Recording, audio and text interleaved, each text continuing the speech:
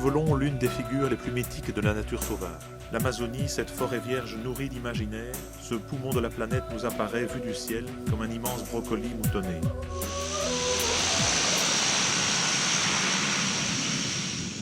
Sous cet océan vert, le destin de la forêt est intimement lié à celui de l'eau.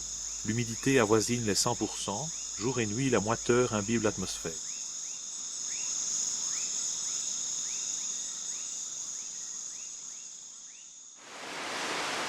Cette humidité ambiante trouve son origine dans les pluies abondantes qui s'abattent continuellement sous ce climat équatorial.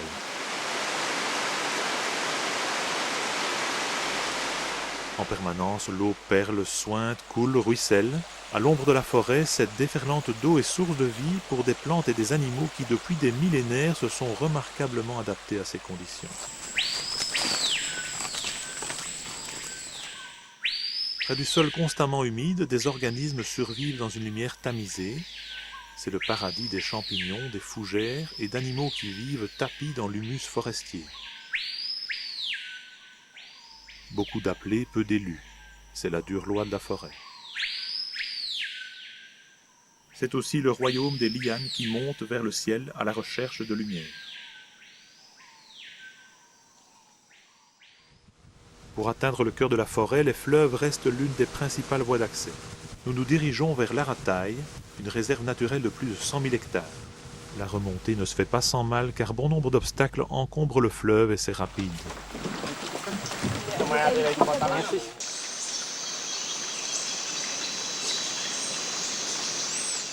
Pour certaines plantes, tous les moyens sont bons pour trouver la lumière, comme nous l'explique notre guide. Tout le long de ces arbres, on peut observer toute une végétation également qui est étagée. Cette végétation est dite épiphytique, c'est-à-dire on a des plantes qui poussent sur des autres plantes.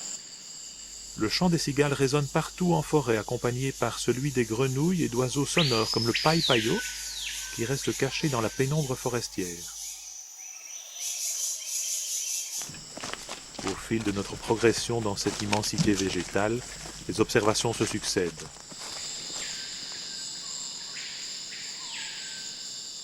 C'est probablement la première fois que le chemin de cette tortue charbonnière croise celui de l'homme. L'agouti, un rongeur de la taille d'un lièvre en quête de graines à manger, semble également surpris par la caméra. L'engoulevent, confiant dans son camouflage, reste imperturbable au passage d'un lézard. Les animaux arboricoles sont nombreux dans le feuillage, mais souvent d'une rare discrétion, comme le paresseux qui passe l'essentiel de ses journées, silencieux, accroché aux branches, la tête dans le vide.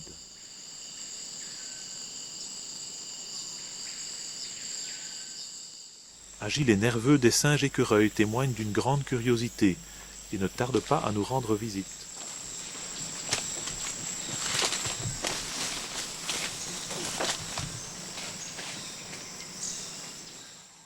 La forêt amazonienne est loin d'être l'enfer vert décrit par les premiers explorateurs. Certes, les mygales sont présentes, mais moins agressives que certaines espèces de fourmis qui sont beaucoup plus abondantes et dont les piqûres peuvent être très douloureuses. Quant aux serpents, ils ne demandent généralement pas leur reste au premier bruit de pas entendu. Et si l'enfer était ailleurs ?